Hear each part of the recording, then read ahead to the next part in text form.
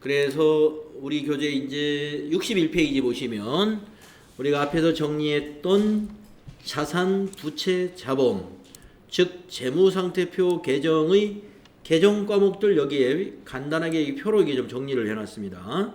이런 것들을 빨리 좀 암기를 해주셔야 되겠는데, 우선 자산을 여러분이 암기하실 때는 자산을 유동자산, 비유동자산으로 구분해서 공부해 주셔야 돼요. 그래서 유동자산에는 당좌자산과 재고자산이 있어요. 당좌자산이 무엇인가는 이제 바로 이 다음 단원에서 이제 시작이 될 건데, 우선 잠깐 말씀드리면 당좌자산은 판매를 하지 않고 현금화할 수 있는 자산이 당좌자산인 거고요. 재고자산은 팔아야 현금이 되는 것이 재고자산입니다. 그래서 유동자산은 당좌와 재고로 나누어서 우리가 개정 과목들이 정리가 되는데, 당좌자산으로는 개정 과목들이 현금, 보통예금, 당좌예금, 외상매출금, 받으러금, 미수금 등이 있다, 이렇게 외우는 거예요.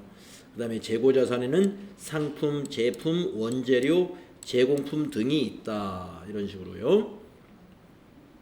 그리고 비유동자산은 이제 4개로 나누어집니다. 투자자산, 유형자산, 무형자산, 기타 비유동자산, 이걸 묶어서 비유동자산이라고 그래요. 그리고 유동과 비유동으로 구분하는 것은 앞 시간에서 우리가 정리를 했었죠. 1년 안에 현금화가 가능하면 우리가 유동자산으로 분류하고, 그러지 않은 것은 비유동자산이다.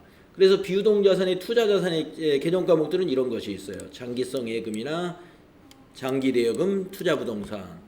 그리고 유형자산에서는 이제 토지, 건물, 구축물, 기계장치, 비품, 건설 중인 자산, 이런 것 등이 있고, 무형자산으로는 영업권, 산업재산권, 개발비, 소프트웨어, 이런 것 등이 있고, 기타 비유동자산으로는 임차 보증금, 장기 외상매출금, 장기 미수금 등이 있다. 이런 부분들을 이제 암기하셔야 된다.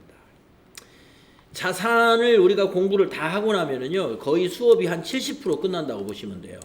그만큼 이 자산 관련해서 이 자산 관련 개정을 우리가 앞으로 배울 때 수익과 비용이 함께 설명이 될 것이고요. 또 부채도 이렇게 서로 연관되는 것끼리 비교가 되기 때문에 뒤에서 이제 개정 과목별 회계를 할 때 자산이 다 끝난다 그러면 우리 지금 뒤에 나오는 개정 과목 별 회계의 한 거의 70%가 해결이 됩니다. 그래서 나머지가 이제 부채와 자본인데, 부채도 이제 유동자산, 비유동자산, 자산이 구분했듯이 유동부채, 비유동부채로 구분해가지고 우리 외워주셔야 돼요. 외상매입금, 지지업금, 예수금, 전수금. 그 다음에 비유동부채로는 장기차입금, 장기미지업금, 사채, 이런 것이 있다. 자, 자본금은 이렇게 5가지로 분류하죠. 자본금, 자본잉여금, 자본조정, 기타 고과손익률의 이익잉여금으로. 그래서 자본금은 액면가로서 보통주, 우선주 자본금이 있고, 자본잉여금에서는 3개 정도는 외우자고 그랬죠. 주식발행 초과금, 감자차익, 자기주식 처분이익. 자본조정에서도 한 서너 개는 외우자고 그랬죠. 주식할인발행차금, 감자차손, 자기주식 처분 손실, 또 자기주식. 매도가능증권 기타 포괄손익 누계에게는 매도가능증권 평가손익하고 이 해외사업 환산손익, 재평가 잉여금, 이 정도를 우리가 외워야 되고, 이익잉여금으로는 이제 이익준부기금이라는 법정 적립금과 임의적립금, 미처분 이익잉여금 등이 있다. 네, 좀 빨리 좀 암기가 되었으면 좋겠어요. 자, 이제 손익계산서 관련해서 알아보겠습니다. 우리가 재무상태표는 일정 시점에 재무상태를 보여주는 표라고 한다면, 손익계산서는 우리가 뭐라고 하느냐면 일정 기간 동안에 기업의 경영성과를 제공해주는 재무제표입니다. 일정 기간 동안에 기업의 경영성과를 제공하는 재무제표죠. 그래서 손익계산서는 당해 회계기간의 경영성과를 나타낼 뿐만 아니라 기업의 미래 현금 흐름과 수익 창출 능력 등을 예측하는 그런 유용한 정보를 제공한다고 볼 수 있어요. 우리가 이제 수익 창출 능력이라는 건 바로 수익성을 말하는 거니까, 우리가 이 손익계산서를 보게 되면 그 회사의 영업이익률 또는 매출 총이익률 이런 것들이 나타나거든요. 그렇기 때문에 그 회사의 수익 창출 능력을 예측할 수 있고, 수익 창출이 좋은 회사는 그 회사의 현금 사정이 어떻게 되겠어요? 당연히 현금 사정이 좋아지겠죠. 뭐 그런 것을 충분히 예측할 수 있다는 것이죠. 자, 손익계산서의 기본 구조는 우리가 손익계산서의 기본 구조가 다음 페이지에 나와 있는데, 다만 제조업이나 판매업 및 건설업 외의 업종에 속하는 기업은 매출 총 손익을 구분 표시를 하지 않을 수도 있다 그랬습니다. 그러니까 지금 뒤에 나오는 것은 제조업이나 도소매업, 판매업을 말하죠. 또는 건설업, 이런 업종에서 쓰고 있는 손익계산서의 기본 구조다, 이렇게 보시겠습니다. 그러니까 매출 총이익이 안 나오는 그런 업종도 있어요. 매출 총이익이라는 게. 자, 그래서 제조에서 판매한다든가 구매해서 판매한다든가 이런 것은 매출 총이익이 발생하죠. 건설도 집을 지어서 파는 거니까 매출 총이익이라는 게 표시가 될 수 있습니다. 자, 그래서 뒤에 페이지에 보시면 우리가 이제 회계의 순환 과정에서 했던 손익계산서 T 계정으로 했던 그 약식으로 차변의 비용, 대변의 수익을 표시하는 그러한 구조가 아니라, 제대로 된 손익계산서는 여러분이 이 구조로 여러분이 외워야 돼요. 그래서 매출액은 이게 수익이잖아요. 매출액. 수익이 우리 T 계정으로 말하면 이게 대변에 가겠죠. 수익이니까. 이 매출액에 대응되는 비용이 매출 원가예요. 매출액에 대응되는. 그러니까 이 손익계산서의 구조를 보면은요, 수익, 비용, 또 어떤 수익에 대해서 또 비용을 빼요. 또 어떤 수익에 대해서 더할 건 더하고 뺄 건 뺍니다. 그러면서 이런 지나게 된 그 단계별 이익을 계산합니다. 단계별 이익을. 그래서 모두 제조업이나 이런 도소매업 같은 경우는 이렇게 이익을 4가지로 산출을 해요. 그래서 이 그 손익계산서의 구조를 반드시 이 구조로 여러분이 쭉 쓸 수 있어야 됩니다. 반드시 꼭 이거 외워두셔야 돼요. 자, 그러니까 이제 아까 말씀드린 대로 매출액이 수익이에요. 그래서 만약에 여기다 한번 간단한 숫자를 하나 대입을 해 가면서 정리를 해 본다면은, 매출액이 10만 원이 만약에 발생했다고 보겠습니다. 매출액 10만 원. 그럼 매출 원가라는 것은 이 도소매업에서는 저 매출에 해당되는 상품을 매입하는데 들어간 비용이 매출 원가예요. 그래서 만약에 매입하는데 4만 원에 매입을 했다고 볼까요? 4만 원.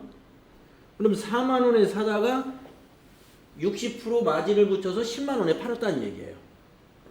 그래서 우리가 그것을 어떻게 매출 총 손익이라고 하죠. 그래서 여기선 손실이 아니라 이익이니까 매출 총 이익이라고 써야 될 텐데, 매출 총 이익이 얼마냐? 6만 원이 되는 거죠. 매출 총 이익이.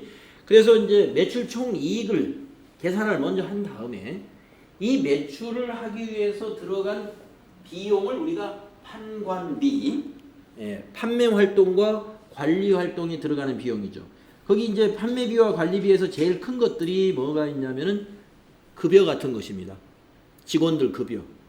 그 다음에 이제 뭐 무슨 그 가게나 이런 거 임차했으면 임차료, 급여 임차료, 이런 것이 비중이 크죠. 판매 관리비. 또 판매하면서 운송비도 들어갈 거고, 거래처 직원들 또 거래처 사장님들 접대도 해야 되니까 접대비도 들어갈 거고, 뭐 그런 것이 들어가겠죠. 그래서 판매 활동과 관리 활동에 들어가는 비용이 있어요. 그 비용을 이렇게 빼주는 거예요. 그래서 그 비용이 가령 2만 원이 들어갔다라고 한다면, 여기서 이제 이 영업 손익, 이것을 영업 이익이라고 하죠. 그래서 영업 이익이 4만 원이다. 그래서 이제 보통 이 영업 이익을 구하는 이 영업 이익률, 10만 원 팔아가지고 4만 원의 영업이익을 냈다면 이 회사의 영업이익률은 무려 40%가 되는 거죠. 영업이익률 40%. 그래서 영업이익률을 가지고 그 사업의 그 수익성을 평가하는 지표로 가장 많이 쓰이는죠. 영업이익률이. 왜냐하면 순수한 영업활동을 통한 이익이니까 이게. 그 밑에 있는 것은 뭐냐면은, 그 밑에 있는 수익과 비용은 영업 외적인 거예요. 영업 외적인 거. 예를 들어서 영업의 수익이다 하면은 이런 영업의 수익이다 하면은 예를 들어서 우리 회사가 사용하고 있던 어떤 그 뭐 비품이나 또는 차량 같은 것이 있었는데 그걸 처분했단 말이에요. 그랬더니 이익이 생겼어. 그런 것이 이제 영업의 수익입니다. 그러니까 영업 활동과 관계없는 거. 네, 없었다. 그러면 제로. 영업의 비용. 영업의 비용이 대표적인 것은 이자 비용 같은 겁니다. 기업의 이자 비용. 차입금 같은 거, 은행의 차입금 같은 거. 네, 그런 거 있으면 빼줍니다. 그러니까 영업의 수익은 더해주고 영업의 비용은 빼주겠죠. 네, 그래서 영업의 비용이 만약에 5,000원이 있었다라고 한번 가정을 해볼까요? 5,000원이 있었다. 영업의 수익은 없었고. 그러면은 법인세 차감전 순이익이라는 것을 산출을 하는데 이 법인세 차감전 순이익은 영업의 수익 더하고 영업의 비용을 뺀 거예요. 그러면 35,000원이 되겠죠. 법인세 차감전 순이익. 우리가 세전이익이라고 부릅니다. 세전이익 줄여서 너무 저기 항목이 너무 길죠. 법인세 비용 차감전 순이익. 예, 그러니까 세전이익 이렇게 해요. 그리고 뒤에를 이익이라고 안 하고 손익을 한 이유는 손실과 이익을 함께 표시한 거예요. 손실이 날 수도 있으니까. 그래서 이제 법인세는 우리가 이제 보통 2억 원 이하다 그러면 법인세율이 10%. 10%. 우리 소득세의 가장 낮은 세율이 6%죠. 법인은 가장 낮은 세율이 10%입니다. 단기순위 법인세 차감전 이익이 2억 원 이하로 나오는 회사는 법인은 10% 세금 내는 걸로 끝이죠. 그 다음에 이제 2억 원이 초과되면 조금 올라요. 그래서 누진세율로 해서 법인세율도 25%까지인가 이렇게 지금 적용이 되고 있어요. 자, 그래서 법인세 비용 가령 10% 해서 만약에 뭐 계산하기 귀찮으니까 5,000원이다. 법인세 비용이 5,000원이다.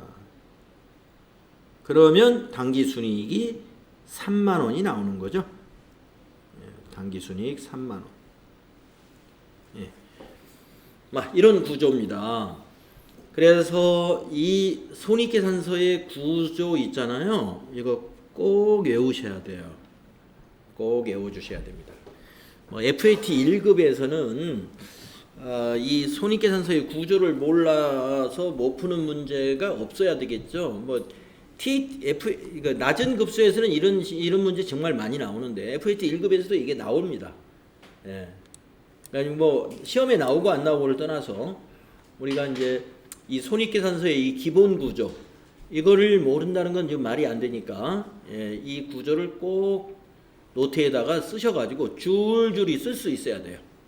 그래서 영업이익을 구하라 하면 금방 구할 수 있어야 되고 데이터를 쭉 주고 그러면 여러분이 이거 다 배치를 해서 대입을 하면 영업이익이 금방 나오죠.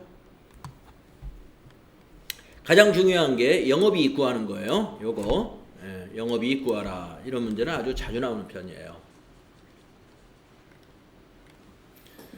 자, 그래서 이 손익계산서 구조를 여기서 하나하나 설명합니다. 매출액. 매출액이라는 것은 제품이나 상품을 판매하고 얻은 대가가 매출액이에요. 그러니까 수익 중에서 영업수익에 해당이 되고요. 매출원가는 아까 말씀드린 대로 제품이면 만든 비용, 상품이면 매입한 비용이죠. 그래서 제품, 상품 등의 매출액에 대응하는 원가라고 이렇게 부릅니다. 그래서 대응하는 원가가 아까 말씀드린 대로 제품이라면 제조원가가 될 것이고 상품이라면 매입원가가 된다는 것이죠. 그러니까 매출액은 수익이고 이거는 비용이죠. 매출원가는. 판매비와 관리비, 비용이죠. 아까 말씀드린 대로 뭐예요? 제품이나 상품 등의 판매 활동과 기업의 관리 활동에 발생하는 비용이다.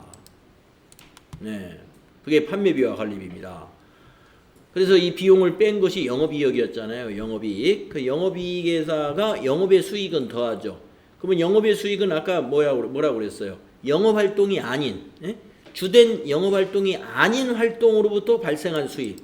그러니까 뭔가 기업에서 사용하고 있던 걸 처분하면서 이렇게 처분 이익이 발생했다든가, 회사가 이제 그 수익이 많이 나는 회사는 자금 같은 것을, 회사 자금을 뭡니까, 이렇게 거래처에 빌려주고 갔다가 이자를 받는다든가, 이런 것도 영업의 수익이 되겠죠. 그래서 이자 수익, 임대료, 유형자산 처분 이익 같은 것이 영업의 수익이라는 거죠. 그 다음에 이제 영업의 비용은 아까 말씀드린 대로 이자 비용 같은 거, 이자 비용 같은 거니까 기업의 주된 영업활동이 아닌 활동으로부터 발생한 비용이다. 기업의 주된 영업활동과 관련된 비용이 뭐가 있어요? 판매비와 관리비라든가 매출 원가가 그런 비용이라면, 영업의 비용은 기업의 주된 영업활동이 아닌 활동으로부터 발생한 비용이죠. 그게 영업의 비용. 이것도. 그래서 영업의 비용 뺀 것이 법인세 차감전 이익이었잖아요. 그래서 법인세 차감전 이익에서 법인세율을 적용해 가지고 계산한 게 법인세 비용인데, 이것도 비용이죠. 그러니까 이거는 납부해야 할 법인세를 말한다 이거죠. 네. 자, 그래서 지금 쭉 열거된 구조 중에 수익이 매출액, 영업의 수익, 이 수익이 두 개예요. 그리고 비용은 매출원가 비용이죠. 그 다음에 판매비와 관리비도 비용이었죠. 영업의 비용도 비용이죠. 법인세 비용도 비용인 거죠. 그래서 손익계산서는 결국에 수익을 더해서 비용을 다 빼준 것이죠. 그 맨 밑에 나오는 게 당기순이익이었죠.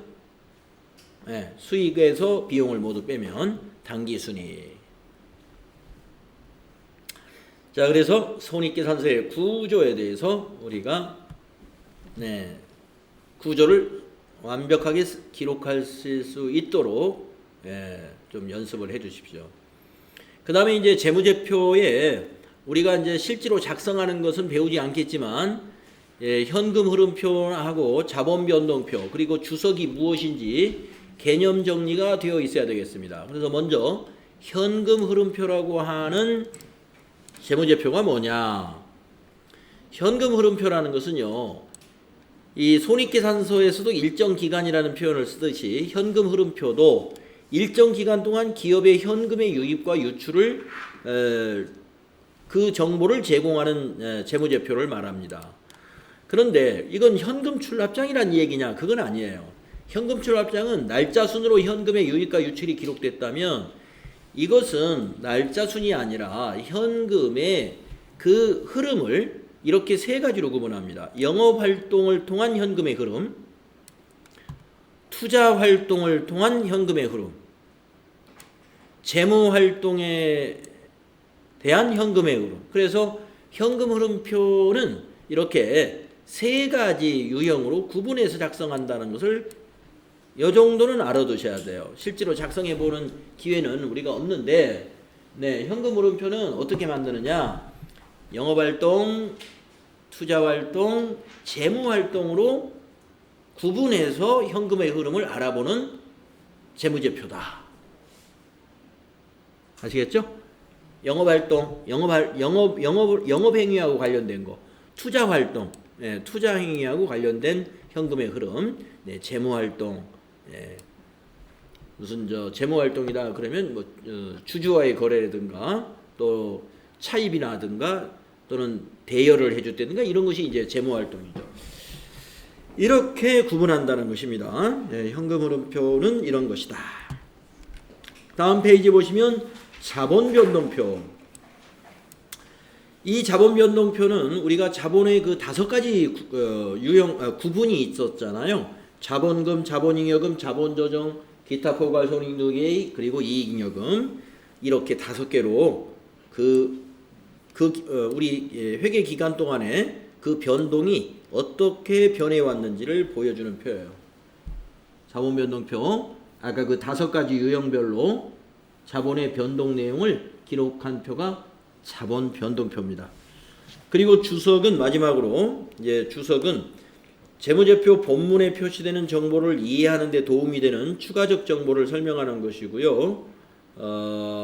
이 주석에 단골로 들어가는 게 뭐가 있냐면 이익잉여금 처분계산서라는 게 있어요. 이익잉여금 처분 계산서는 우리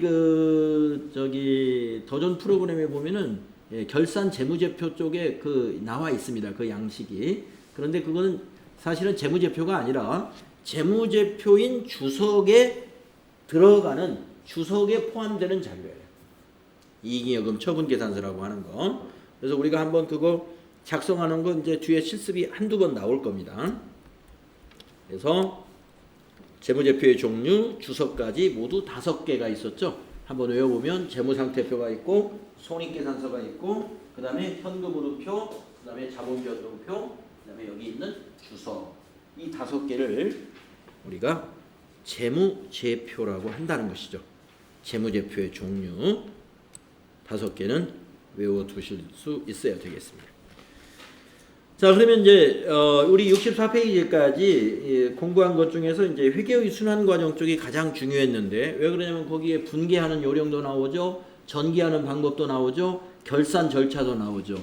하기 때문에 여기 회계의 개념을 지금까지 공부하는 것 중에서 바로 그 회계의 순환 과정 부분, 그거 다시 한번 중요했었다는 거 말씀드리고, 우리 341페이지로 가서 그러면 지금까지 공부한 것을 좀 정리하는 차원에서 문제를 좀 풀어보고 나서 제2장으로 넘어가도록 하겠습니다. 341페이지 준비된 문제가 있어요. 우리가 이제 시험에 대비를 해야 되니까 필기 시험에 만약에 이쪽에서 필기 시험이 나온다면 어떻게 나올 것이냐.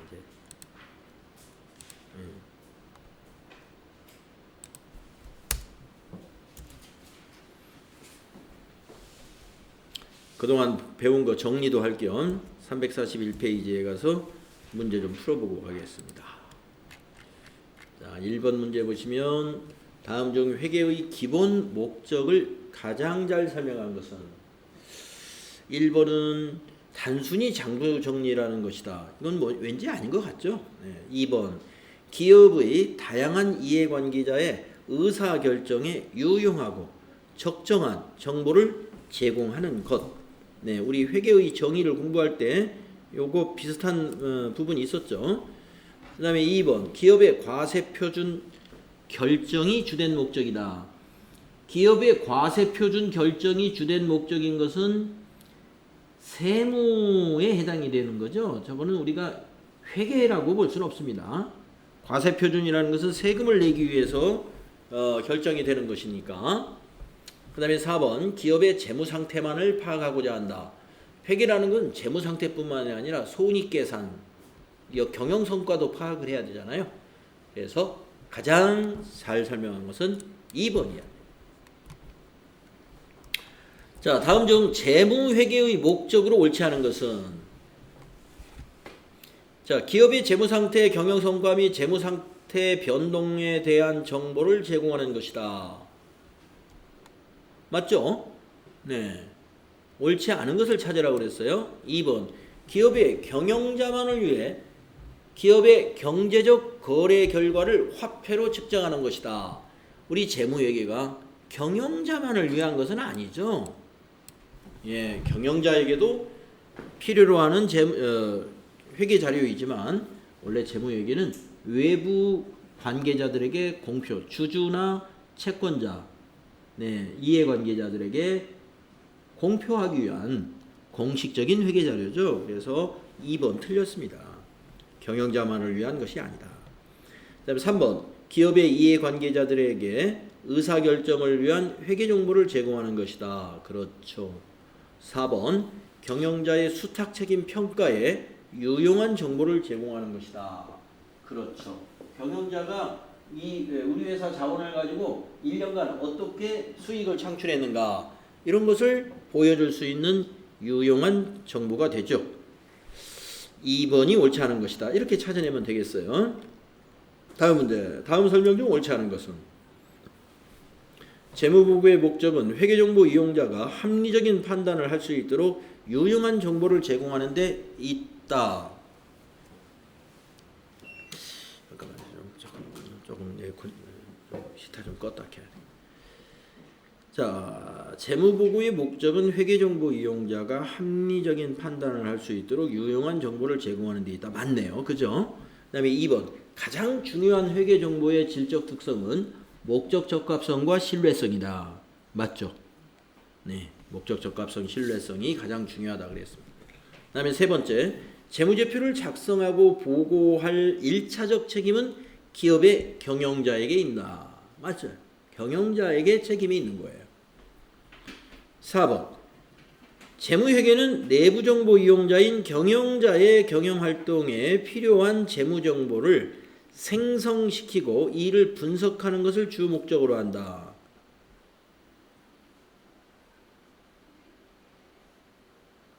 재무회계는 내부정보 이용자인 경영자의 경영활동에 필요한 재무정보를.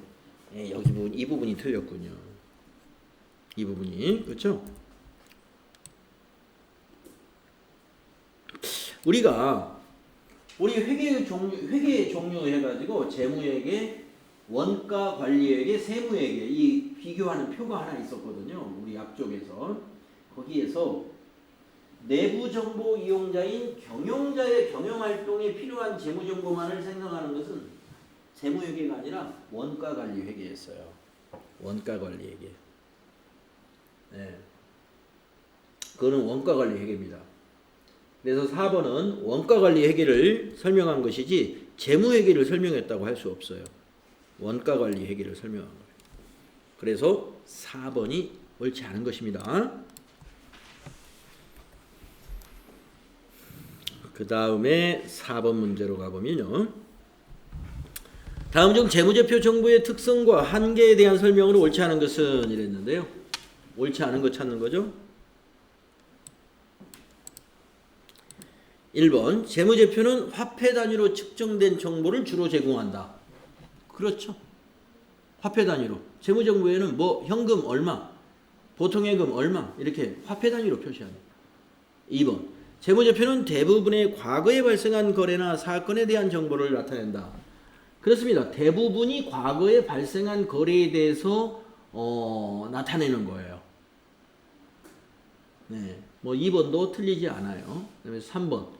재무제표는 추정에 의한 측정치는 포함되지 않는다라고 했는데 이게 잘못됐군요. 우리가 이 재무회계가 그 과거에 발생한 거래가 대부분이긴 하지만 일부 자료에는 추정치가 있습니다. 네, 예를 들어보면 대손 충당금을 설정하는 것도 대손이 예상된다라는 금액을 추정해가지고 그거 하는 거거든요. 추정치예요. 예. 그 다음에 이것도 추정치일 수 있습니다. 퇴직급여 충당 부채. 우리가 퇴직급여 충당 부채를 일단 설정을 했는데 이거는 이제 그 시점에 회사원들이 전부 퇴사할 것을 가정해가지고 그걸 부채로 잡는 거거든요. 근데 내년에 한 명도 퇴사 안 할 수도 있는 것이죠. 예. 그러니까 그건 어디까지나 추정치입니다. 내년에 우리 회사 직원이 모두 퇴사할 수도 있어요. 그래서 그걸 퇴직급여 비용으로 다 처리해 버리거든요. 추정에 불과한 거예요. 실제로 발생한 비용이 아닌 셈이죠, 그게. 예, 물론 언젠가는 직원이 나가긴 언젠가는 나가는데, 예, 그게 장기적으로 20년, 30년 근무할 직원도 있기 때문에 그래서 뭐 퇴직급여 충당 부채라든지 예를 들면 아까 말씀드린 대손의 추정, 대손 충당금의 설정이라든지 이런 것이 있어서 우리 재무제표가 추정치가 전혀 없는 게 아니에요. 예, 추정치가 뭐 뒤에서 이제 공부하시다 보면 추정해가지고 몇 프로 막 이렇게 비율로 때려가지고 비용 잡는 게 있습니다. 그래서 답이 3번이다.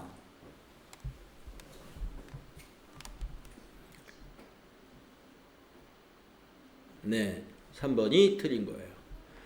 그 다음에 5번 문제 보시면 회계정보의 질적 특성이 아닌 거. 우리 회계정보의 질적 특성이 매우 중요한 게 목적 적합성하고 신뢰성이고, 그 다음에 또 하나는 비교 가능성도 있었죠. 예, 비교 가능성도 회계 정보의 질적 특성 중에 하나입니다. 예, 목적 적합성과 신뢰성만큼 중요한 것은 아닐지라도 비교 가능성도 우리가 회계 정보에서 질적 특성으로 분류를 하는 거예요. 그래서 아닌 것은 실현 가능성. 다음 6번. 회계 정보가 갖추어야 할 주요 질적 특성은 목적 적합성과 신뢰성이다. 다음 중 목적 적합성과 가장 관련이 높은 것은? 이런 문제는 참 옛날부터 많이 출제가 되는 문제입니다. 회계 정보의 질적 특성에 관한 문제에서. 그래서 목적 적합성에 관련이 높은 것이 3개가 있었어요. 예측 가치가 있어야 되고 피드백 가치가 있어야 되고 적시성이 있어야 된다.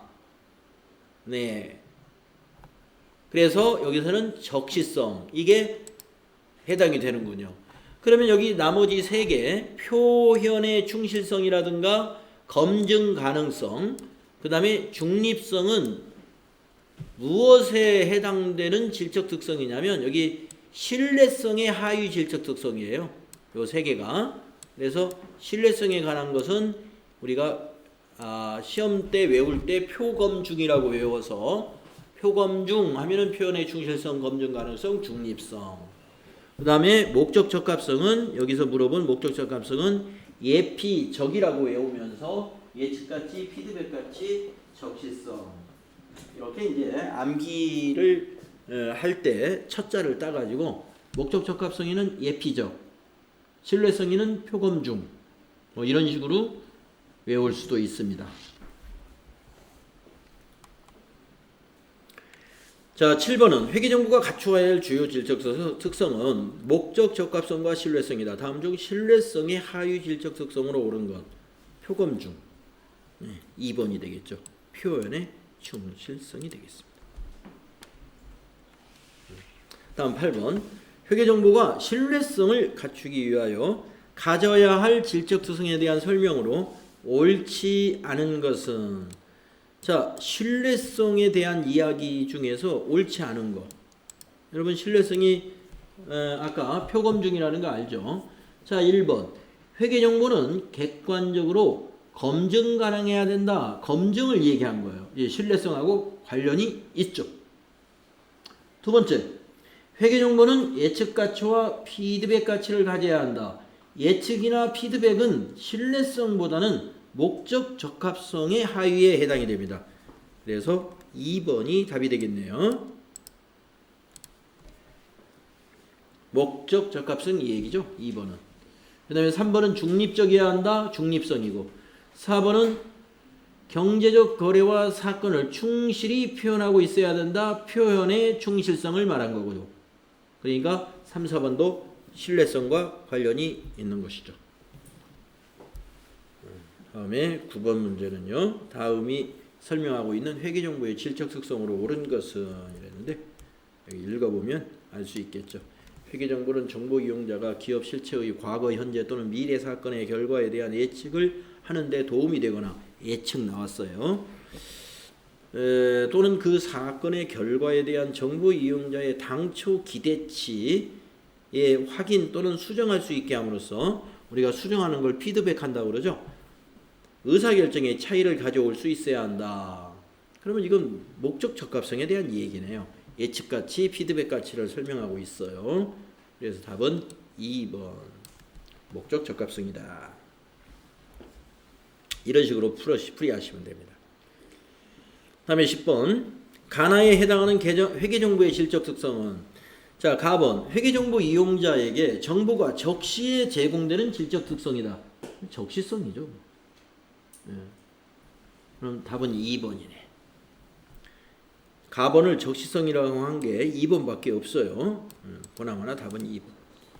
그래서 나번을 읽어보면 의도된 결과를 유도할 목적으로 재무제표에 특정 정보를 표시함으로써 정보 이용자의 의사결정이나 판단에 영향을 미치지 않는 질적 특성을 말한다. 그러니까 어떤 의사결정을 이 방향으로 하도록 유도할 목적으로 재무정보에 어떤 정보를 표시하게 하거나 또는 표시하지 않았다는 거예요. 그건 중립성이 훼손된 거죠. 중립성을 얘기합니다. 그래서 답이 2번인 거죠. 그 다음에 11번 현행 기업 실무에서 상장 기업에 대하여 반기 재무제표를 작성하여 공표하도록 하는 것과 관계 있는 회계정보의 질적 특성은 무엇일까요? 그랬습니다. 왜 반기 재무제표를 만들으라고 할까요? 예측 가치를 높이기 위해서 그런 거죠. 그러면 예측 가치인데 예측 가치가 없어. 적시성이죠. 적시성. 적시에 예측 가치 있는 회계 정보가 나와야 되니까. 그래서 1번 적시성이다. 이렇게 판단하실 수가 있어야 됩니다. 그 다음에 12번 가에 해당하는 용어로 적합한 것은 이랬는데요. 재무제표를 작성할 때 과로로서의 존속 가능성, 그러면 이거겠네. 이 말이 들어가야 거기에 어울릴 것 같아요. 계속기업으로서의 존속 가능성을 평가해야 한다. 경영진이 기업을 청산하거나 경영활동을 중단할 의도를 가지고 있지 않거나 청산 또는 경영활동의 중단 외에 다른 현실적 대안이 없는 경우가 아니면 계속기업을 전제로 재무제표를 작성해야 한다. 네, 이거 계속기업을 얘기하는 겁니다. 우리 회계의 전제 조건에서 계속기업의 원칙이라는 게 있었죠? 그거를 의미하는 거예요. 그래서 답이 2번이었습니다. 그래서 이런 식으로 나오고요. 그 다음에 재무제표 개념에 대한 문제도 이렇게 나옵니다. 자, 다음 중 일반 기업회계 기준상 재무제표가 아닌 것은 뭐냐? 뭐 이 정도 문제는 FAT 1급에서는 이렇게 짧게는 안 나와요. 이 정도는 2급 문제라고 보시면 돼. 예. 이렇게 짧게 나오는 건 1급에는 없습니다. 기대하시면 안 돼요. 예. 이거는 2급 수준. 자, 일반 기업회계 기준상 재무제표가 아닌 거 하면은 딱 보니까 3번이죠. 예. 재무 상태 변동표라는 재무제표 없었죠. 재무제표 5개가 뭐예요? 재무상태표, 손익계산서, 현금 흐름표, 자본 변동표, 주서 이렇게 되죠.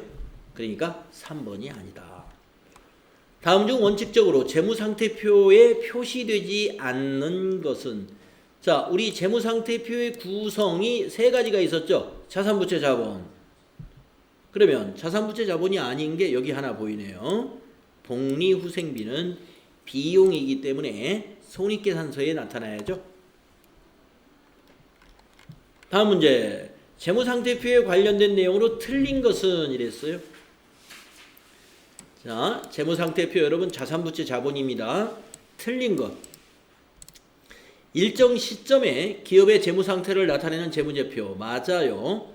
재무상태표의 구성요소는 자산부채 자본. 맞아요. 재무상태표는 자산은 부채 더하기 자본이라는 회계등식에 의해 작성되는 것. 맞아요. 일반 기업회계 기준에서는 재무상태표만 비교식으로 작성하도록 규정하고 있다. 그렇지 않습니다. 예, 우리 일반 기업회계 기준에서는요, 재무상태표, 손익계산서 모두 비교식으로 작성하는 것을 원칙으로 해요. 비교식이란 뭐냐? 전기와 단기를 같이 표시해야 됩니다. 전기와 단기를 같이 표시합니다. 비교해서. 그래서 4번이 틀렸다. 다음 4번. 재무상태표 작성 기준에 대한 설명으로 잘못된 것은. 자, 보세요. 자산부채 자본은 총액에 의하여 기재하는 게 원칙이죠. 총액. 그 다음에 2번. 자산과 부채는 1년을 기준으로 유동 항목과 비유동 항목으로 구분하는 게 원칙이죠. 맞았죠. 3번. 자산과 부채는 유동성이 낮은 것부터 배열하는 게 원칙이 아니죠. 예, 이거 틀렸네요. 자산과 부채는 유동성이 높은 것부터 배열하는 유동성 배열의 원칙이라 하는 것이 있었죠. 그래서 잘못된 것은 3번이다 이렇게 찾아내시면 되겠네요. 다음 5번은요. 다음 중 재무상태표 작성 기준에 대한 설명으로 옳은 것은 1번 자산과 부채는 상계 표시하는 원칙적으로 허용한다. 상계 표시를 원칙적으로 허용하나요? 틀렸죠? 예. 총액 표시가 원칙이에요. 총액 표시. 상계 표시가 아니라 총액으로 표시하는 것이 원칙입니다. 옳은 거 찾으라고 그랬으니까 2번 볼까요? 자산과 부채는 1년을 기준으로 유동 항목과 비유동 항목으로 구분하는 것을 원칙으로 한다. 맞죠? 예, 그러면 답이 2번이 되겠군요. 옳은 거 찾으라고 그랬으니까. 그럼 3, 4번은 어디가 틀렸니 볼까요? 자본거래에서 발생한 자본잉여금과 손익거래에서 발생한 이익잉여금은 통합하여 표시할 수 있다. 구분하라고 그랬죠. 철저히 구분해야 됩니다. 3번이 틀렸고. 다음에 4번. 가지급금 또는 가수금 등의 미결산 항목은 그 내용을 나타내는 적합한 과목이 없을 경우에 그대로 사용할 수 있다. 평소에는 가지급금, 가수금을 사용하지만 재무상태표에 표시할 때는 결산 때, 재무상태표에 결산에 표시할 때는 이러한 미결산 항목은 없어야 됩니다. 적절한 과목으로 전부 회계 처리를 해서 표시해야 돼요. 그래서 그대로 사용할 수 있다가 아니라 없다. 없어요. 그래서 이것도 틀린 것입니다. 다음 6번. 다음에 해당하는 재무제표는 이랬습니다. 발생주의 원칙이다. 단기 순손익 산출의 근거 자료가 된다. 네, 일정 기간 동안 경영성과. 답은 손익계산서를 얘기한 겁니다. 그렇죠? 손익계산서가 여기에 해당되죠. 다음 7번. 다음 중 일반 기업회계 기준상 손익계산서 작성 기준이 아닌 것. 네, 발생주의는 바로 손익계산서 수익과 비용의 발생주의를 말해요. 맞고 수익비용 대응의 원칙. 아까 손익계산서 보시면 매출액과 매출원가를 대응시켰죠. 이런 것을 우리가 수익비용 대응의 원칙이라고 해요. 총액 기준 원칙. 예, 총액으로 표시하는 게 원칙이에요. 유동성 배열의 원칙. 4번이 틀렸네요. 손익계산서에는 유동성 배열의 원칙이라는 게 필요가 없습니다. 네. 손익계산서의 유동성 배열의 원칙은 재무상태표에 적용되는 것이지 손익계산서는 구성이 딱 순서가 있잖아요. 그 프로세스가 매출액, 매출원가, 판매관리비, 그 다음에 영업의 비용, 영업의 수익, 그리고 당기순이익을 밑에 이렇게 표시하는 그 프로세스가 딱 있어요. 그것이 유동성 배열이 아니에요. 유동성 배열은 재무상태표에 적용되는 것이죠. 그 다음에 8번. 손익계산서에 대한 설명으로 옳지 않은 것은 1번. 손익계산서는 경영성과에 대한 유용한 정보 제공한다. 맞아요. 그죠? 2번. 매출액은 총 매출액에서 매출 할인, 매출 환입, 매출 애누리를 차감한 금액으로 한다. 아직 여러분 매출 할인, 매출 환입, 매출 애누리 아직 배우진 않았지만 그렇죠. 이걸 차감해야 그게 순매출액이 됩니다. 맞았고. 3번. 매출 원가는 매출액에 대응하는 원가로서 아까 그랬죠. 매출 원가의 산출 과정을 재무상태표 본문에 표시하거나 주석으로 기재한다. 이게 틀렸네요. 우리가 매출 원가라는 건 비용이기 때문에 비용이 어디예요? 재무상태표에 비용을 표시하지는 않잖아요. 재무상태표는 자산부채 자본을 표시하는 것이니까 그 산출 과정이 손익계산서의 본문에 표시되어 있는 거죠. 그래서 3번에 재무상태 본문에 표시한다. 이 말이 틀린 거예요. 매출원가는 매출원가의 산출 과정은 손익계산서에 나타납니다. 그래서 3번이 틀렸다. 4번은요. 포괄손익은 일정 기간 동안 주주와의 자본거래를 제외한 모든 거래나 사건에서 인식한 자본의 변동을 말한다. 네, 주주와의 거래 말고 주로 자산의 평가에서 발생한 이익이 포괄손익이죠. 4번 맞았어요. 다음에 9번. 다음 중 손익계산서에 대한 설명으로 틀린 것은 이랬습니다. 일정 기간 동안 기업의 경영성과에 대한 정보. 맞았죠. 판매비와 관리비는 제품, 상품 등의 판매활동과 기업의 관리활동에서 발생하는 비용으로서 매출원가에 속하지 아니하는 모든 영업비용을 포함한다. 맞았죠? 매출원가는 매출원가고 판매관리비는 판매관리비로 구분해야죠.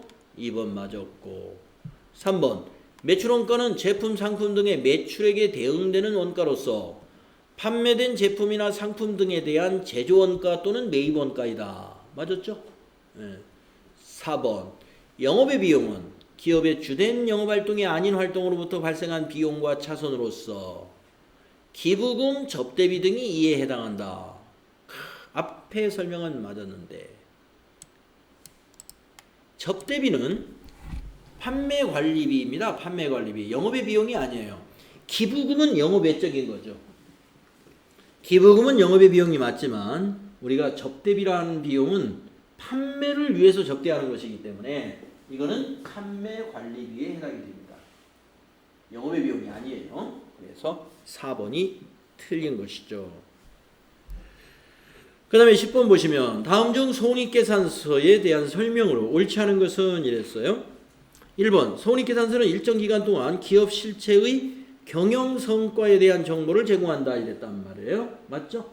예, 일정 기간 동안의 경영성과를 보여주는 게 손익계산서입니다.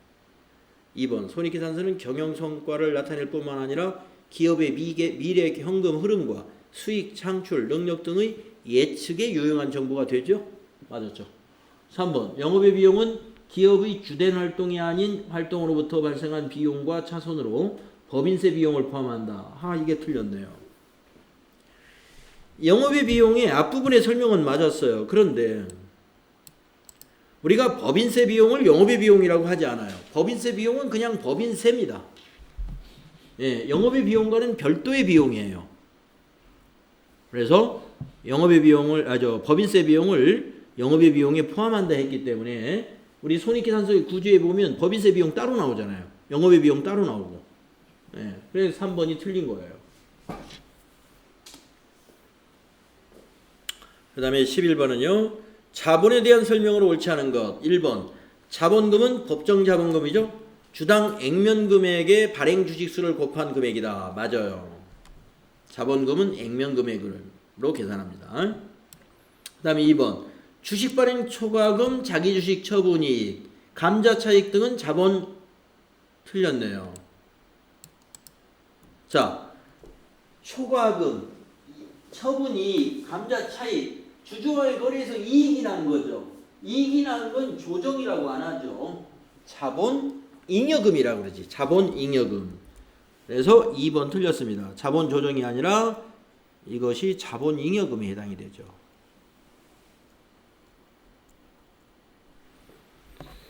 여러분 3번은 배당 건설이자 자기주식, 주식매수 선택권, 출자전환 채무 등은 자본 조정으로 분류된다. 맞아요.